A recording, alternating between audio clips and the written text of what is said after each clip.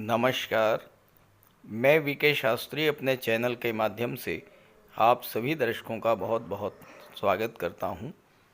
ग्रहों के राजाधिराज भगवान भुवन भास्कर सूर्यदेव 13 अप्रैल शाम 4:45 पर राशि परिवर्तन करेंगे और राशि परिवर्तन करके अपनी वर्तमान देवगुरु की राशि मीन राशि को छोड़कर अपनी उच्च की राशि मेष राशि में गोचर करेंगे और मेष राशि में ही सूर्य का गोचर 14 मई 2024 तक रहेगा। सूर्य मान सम्मान, पद प्रतिष्ठा, आत्मा, पिता, उच्च सरकारी नौकरी के कारक होते हैं। सूर्य का शुभ प्रभाव जीवन के हर क्षेत्र में उच्च स्तर की सफलता देने वाला होता है और जब सूर्य खराब होते हैं तो मान सम्मान में कमी आती है, पिता को कष्ट होता है, नेत्र कष्ट होता है, आत्मविश्वास में कमी आती है और गवर्नमेंट से जुड़े अधिकारियों का सहयोग नहीं मिलता है। जब भी कोई ग्रह अपनी उच्च की राशि में गोचर करता है तो वो सर्वाधिक बलवान होता है और इस तरह से 13 अप्रैल से 14 मई 2024 के बीच सूर्यदेव सर्वाधिक बलवान होंगे। सूर्य जो ग्रहों के राजा हैं, जब अपनी उच्च राशि में होंगे तो सर्वाधिक श्रेष्ठ फल भी प्रदान करेंगे। और इस गोचर की सबसे महत्वपूर्ण बात यह है कि सूर्य राहु के ग्रहण दोष से मुक्त हो चुके हैं और अपने परम मित्र गुरु के साथ मेष राशि में गोचर करेंगे। देवगुरु 1 मई तक मेष राशि में रहेंगे, उसके बाद राशि परिवर्तन करके वृषभ राशि में चले जाएंगे। तो सूर्य के राशि परिवर्तन का कर्क राशि के जातकों के जीवन पर क्या प्रभाव पड़ेगा, इसी का विश्लेषण करेंगे इस वीडियो में। ये विश्लेषण आपकी चंद्र राशि के आधार पर किया जा रहा है और वीडियो के अंत में मैं आपको सूर्यदेव के उपाय भी बताऊंगा। कर्क राशि के जातकों के लिए सूर्य का उच्च का होकर गोचर करना कुंडली के दशम भाव में लाभ के धन भाव के स्वामी होकर के दशम भाव में गोचर करना आर्थिक दृष्टि से बहुत बड़ा परिवर्तन लेकर के आने वाला होगा। देखिए 13 अप्रैल को सूर्य उच्च के हो जाएंगे, लेकिन सूर्य का जो पिछले माह का गोचर था 14 मार्च से लेकर के 13 अप्रैल के बीच, ये गोचर आपके लिए बहुत ज़्यादा कष्ट कर रहा होगा, क्योंकि सूर्य धन भाव के स्वामी होकर के भाग्य के भाव में गोचर कर रहे थे और राहु के साथ सूर्य का ग्रहण दोष बना था और ग्रहण दोष बनने के कारण सूर्य पीड़ित हुए। सूर्य के पीड़ित होने के कारण धन का भाव पीड़ित हुआ और भाग्य का भाव पीड़ित हुआ। तो भाग्य ने आपका साथ नहीं दिया और जब भाग्य ने साथ नहीं दिया तो आपके काम नहीं बने, बनते बनते काम राहु ने बिगाड़ दिए। कोई नया काम शुरू किया आपने, उसमें भी आपको सफलता नहीं मिली और आर्थिक दृष्टि से बहुत खराब गुजरा ये महीना, क्योंकि धन के स्वामी जब सूर्य जैसे ग्रह हों जो कि अकूत धन संपदा देने वाले होते हैं, राजा हैं सूर्य। अब राजा तो फिर धन की कमी कहाँ होती है, राजा के पास तो कोष होता है, खजाना होता है। तो राजा अगर मजबूत स्थिति में है, शुभ स्थिति में है, तो आपके धन के भंडार को भर देंगे।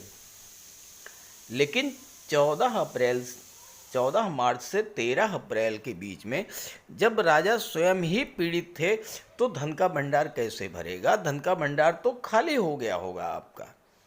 ये स्थिति आपके लिए बहुत कष्टप्रद रही पिछले माह की। और चूंकि सूर्य की दृष्टि तीसरे भाव पर पड़ी तो आपके पराक्रम पुरुषार्थ में भी कमी आई, काम में आपका मन नहीं लगा होगा, आपकी एनर्जी लेवल डाउन हुआ होगा, आपकी आत्म शक्ति, आत्मबल, आत्मविश्वास, इन सब में कमी आई होगी। भाई कोई काम आपने शुरू किया, शुरू करते ही राहु ने उसमें बाधा पैदा कर दी, भाग्य साथ नहीं दे रहा था, तो सीधी सी बात है कि आपका आत्मविश्वास डगमगा जाएगा। यही आपके साथ पिछले माह हुआ होगा। हालांकि कर्क राशि के लिए सूर्य जो हैं कारक हैं, आपके राशि के स्वामी के मित्र हैं, लेकिन कोई ग्रह फल तो तभी देगा ना जब वो स्वयं में मजबूत स्थिति में हो। और यहाँ तो पिछले महीने पूरे 1 माह तक सूर्य पीड़ित ही रहे, तो आपको कष्ट मिला। लेकिन अब आपको जो कष्ट मिले उन सभी कष्टों से आपको राहत मिलने जा रही है, और पूरी तरह से राहत मिलने जा रही है, क्योंकि सूर्य उच्च के होकर के दशम भाव में गोचर करेंगे। आइए इसका प्रभाव समझते हैं। आपके कुंडली में भाग्य के स्वामी हैं देवगुरु बृहस्पति, और धन के स्वामी हैं सूर्यदेव, और दोनों एक साथ कर्म के भाव में गोचर कर रहे हैं। तो सीधा सा संबंध भाग्य का कर्म से और कर्म से धन का संबंध बन रहा है। गुरु भाग्य के कारक होते हैं, केंद्र के भाव में मित्र की राशि में मित्र के साथ गोचर कर रहे हैं। तो इस समय भाग्य अब आपका पूरी तरह से साथ देगा। पिछले महीने भाग्य के साथ न देने के कारण आपके जो काम अधूरे रह गए थे वो सभी कार्य अब पूरे होंगे। सूर्य धन भाव के स्वामी हैं, दूसरे भाव के स्वामी हैं। दूसरा भाव धन के संचय का होता है, कुटुंब का होता है, आपकी वाणी का होता है। दूसरे भाव में सूर्य जातक को धनवान बना देते हैं, धन संचय की प्रवृत्ति को बहुत अधिक बढ़ा देते हैं। देखिए, जन्म कुंडली में अगर दूसरे भाव में सूर्य का गोचर है तो जीवन भर धन की कमी नहीं होती। अब गोचर में सूर्य धन भाव के स्वामी होकर कर्म के भाव में गोचर कर रहे हैं, तो इस समय आपको अपने कार्यों का, अपने एफर्ट का प्रतिफल मिलेगा, धन की प्राप्ति होगी और धन का संचय भी होगा। और 1 मई के बाद तो स्थिति और भी बेहतर हो जाएगी जब देवगुरु लाभ के भाव में गोचर करेंगे। तो भाग्य के स्वामी होकर के जब लाभ के भाव में गोचर करेंगे तो फिर आपको हर तरह का लाभ भाग्य के सपोर्ट से मिलना शुरू होगा। दशम में सूर्य हैं और सूर्य दशम में दिग्बली होते हैं। दशम भाव आपका कैरियर होता है, प्रोफेशन होता है। तो सूर्य सरकारी नौकरी, सरकारी प्रोजेक्ट या किसी सरकारी योजना से आपको धन लाभ कराएंगे। और चूंकि लाभ के भाव में देवगुरु आ जाएंगे जो कि सूर्य के मित्र हैं, आप अपने ज्ञान, बुद्धि, विवेक, प्रशासनिक क्षमता के बल पर ज़्यादा से ज़्यादा धन इस समय अर्जित करेंगे और धन का संचय भी करेंगे। हालांकि सूर्य अग्नि तत्व ग्रह हैं और अग्नि तत्व राशि मेष राशि में ही गोचर कर रहे हैं, तो वाणी पर, क्रोध पर नियंत्रण रखना पड़ेगा, क्योंकि दूसरा भाव वाणी का है और वाणी के भाव पर सूर्य का जब प्रभाव रहेगा और मंगल का प्रभाव रहेगा, चूँकि मेष राशि में गोचर है, मेष राशि मंगल की राशि है, अग्नि तत्व ग्रह, अग्नि तत्व राशि, तो क्रोध तो आपको बहुत ज़्यादा आएगा। परिवार के सदस्यों के बीच में थोड़ा बहुत तनाव की स्थिति बन सकती है, लेकिन ये आप पर है। आप अपने क्रोध पर अगर नियंत्रण कर लेंगे तो आपको विशेष लाभ मिलेगा। इस समय आपकी कुंडली में विदेश के स्वामी बुध हैं और सूर्य कर्म के भाव में बैठे हैं। बुध सूर्य के मित्र हैं। गुरु लाभ के भाव में चले जाएंगे 1 मई को, तो इस समय विदेशों से भी आपको लाभ का योग बनेगा। गुरु नवम के स्वामी हैं जो कि उच्च शिक्षा का होता है, तो उच्च शिक्षा के लिए विदेश जाने का भी योग बनेगा। सबसे महत्वपूर्ण बात यह है कि 1 मई के बाद देवगुरु की दृष्टि जब लाभ के भाव पर पड़ेगी, गुरु 6ठे भाव के स्वामी हैं जो कि नौकरी का होता है। सूर्य का गोचर मंगल की राशि में है और पंचम भाव के स्वामी भी मंगल हैं, तो ध्यान दीजिएगा, छात्रों के लिए ये समय विशेष उपलब्धियों भरा होने जा रहा है। पंचम भाव शिक्षा का होता है, छठा भाव नौकरी कंपटीशंस का होता है, और इसके स्वामी गुरु जो कि सूर्य के साथ बैठे हैं और इसके बाद लाभ के भाव में बैठे हैं, तो आपको अपनी शिक्षा से लाभ, शिक्षा के माध्यम से, कंपटीशंस के माध्यम से नौकरी का लाभ, ये समय आपके लिए बहुत बेहतर जाने जा वाला है।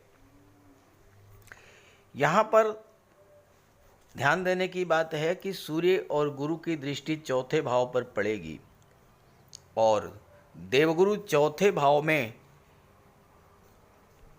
अजेय होते हैं, महाबली होते हैं, क्योंकि गुरु के बारे में कहा गया है कि किंग कुर्वन्ति सर्वग्रह यस्य केंद्रे बृहस्पति। गुरु जब केंद्र के भाव में होते हैं और केंद्र के भाव पर दृष्टि डालते हैं तो कोई भी अशुभ प्रभाव आप पर नहीं पड़ता। तो यहाँ गुरु केंद्र के भाव में बैठे हैं और दूसरे केंद्र के भाव पर दृष्टि डाल रहे हैं।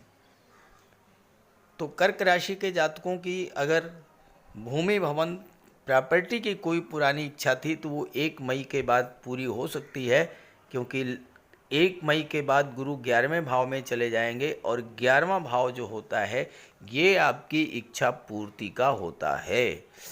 तो इस समय आपकी इच्छाओं की पूर्ति होगी। छात्रों के लिए तो विशेष लाभ मिलेगा गुरु के गोचर का, और जो लोग शेयर मार्केट, स्टॉक मार्केट से जुड़े हुए हैं उनके लिए भी समय अच्छा रहेगा। शिक्षा, संतान, लव, रोमांस और क्रिएटिविटी, हर दृष्टि से सूर्य का गोचर आपके लिए बहुत विशेष फल देने वाला होगा। जो लोग शेयर मार्केट से जुड़े हैं उन्हें भी लाभ मिलेगा। इस समय पंचम भाव के स्वामी मंगल हैं। पंचम भाव संतान का होता है। ऋषि पराशर का कहना है कि अगर पंचम भाव पर मेल प्लेनेट का प्रभाव हो, अब पंचम के स्वामी मंगल जो कि मेल प्लेनेट हैं, गुरु की दृष्टि, गुरु भी मेल प्लेनेट हैं, तो उस समय अगर आप संतान प्राप्ति के लिए प्रयास करते हैं तो मेल चाइल्ड की प्राप्ति यानी पुत्र की प्राप्ति का विशेष योग बनता है। ये मैं नहीं कह रहा, ये ऋषि पराशर का कहना है। तो अगर आप संतान के इच्छुक हैं तो उसके लिए भी ये समय बहुत अनुकूल है। तो इस तरह से कर्क राशि के जातकों के लिए सूर्य का गोचर 1 माह तक आपकी धन संबंधी समस्याओं को समाप्त करने जा रहा है। आपके कैरियर में जो उठापटक चल रही थी उसे समाप्त करेगा, और भाग्य का आपको साथ नहीं मिल रहा था तो भाग्य का भी आपको साथ मिलेगा, और हर दृष्टि से ये महीना आपके लिए लाभ देने वाला है। तो इस गोचर का पूरा लाभ उठाइएगा, और ये वीडियो, ये जानकारी अपने साथियों, मित्रों को भी शेयर कीजिएगा। हाँ, अगर आपकी जन्म कुंडली में सूर्य कमज़ोर हैं तो सूर्य का उपाय ज़रूर कीजिएगा। ध्यान दीजिएगा कि सूर्य गुरु दोनों ही आपके लिए कारक हैं। कर्क राशि के लिए गुरु की उच्च की राशि है कर्क राशि, और सूर्य की मित्र की राशि है। तो कर्क राशि के लिए सूर्य और गुरु विशेष उपलब्धियां देने जा रहे हैं 13 अप्रैल से 14 मई के बीच में। आइए बात कर लेते हैं उपायों पर। सूर्यदेव की आराधना करें। खास करके छात्रों को या जो कॉम्पिटिटिव एग्ज़ाम्स की तैयारी कर रहे हैं उन्हें तो सूर्य के उपाय अवश्य करने चाहिए। सूर्य आत्मा के कारक हैं। इस पृथ्वी पर सूर्य के कारण ही जीवन है, और सूर्य की ही ऊर्जा, प्रकाश और ऊष्मा से हम कार्य करने में सक्षम होते हैं।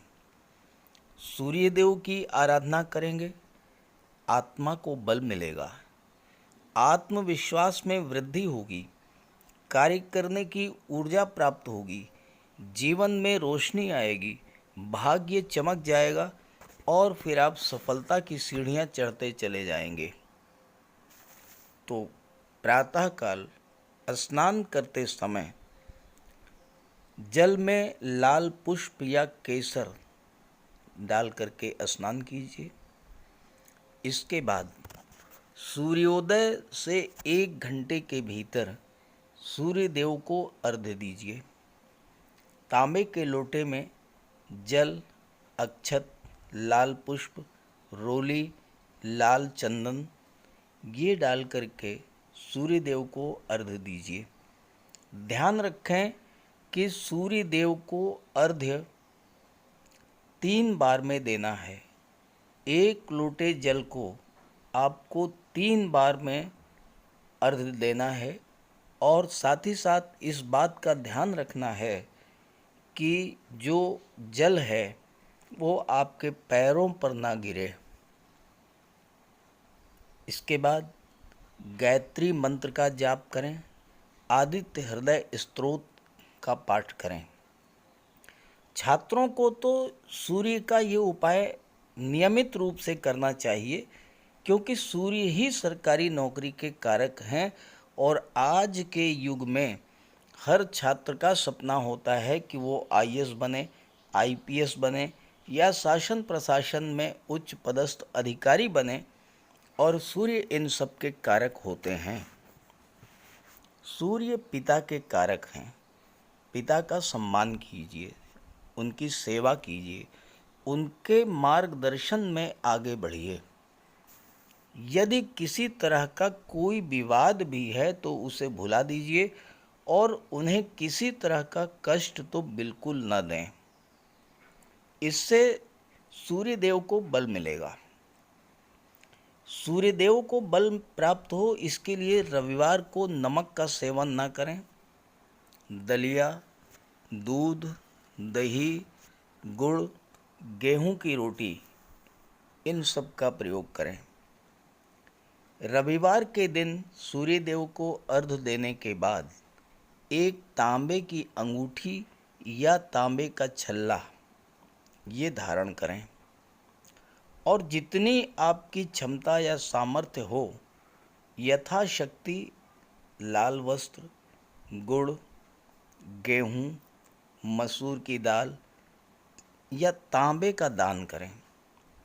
गौ माता की सेवा करें, उन्हें रोटी दें, चींटियों को चीनी दें, मछलियों को आटे की गोली खिलाएं। ध्यान रखें कि जो भी उपाय करें यो पूरे मन से करें।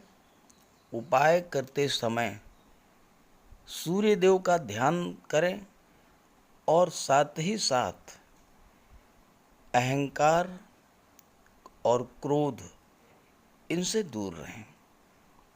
आप ये उपाय करके देखिए, जीवन में इतना बड़ा परिवर्तन आएगा कि आप कल्पना नहीं कर सकते। तो मेरी बात से सहमत हों तो उपाय शुरू कर दीजिए, और वीडियो अच्छा लगा हो तो अपने साथियों को, मित्रों को भी ज़रूर शेयर कर दीजिएगा। नमस्कार।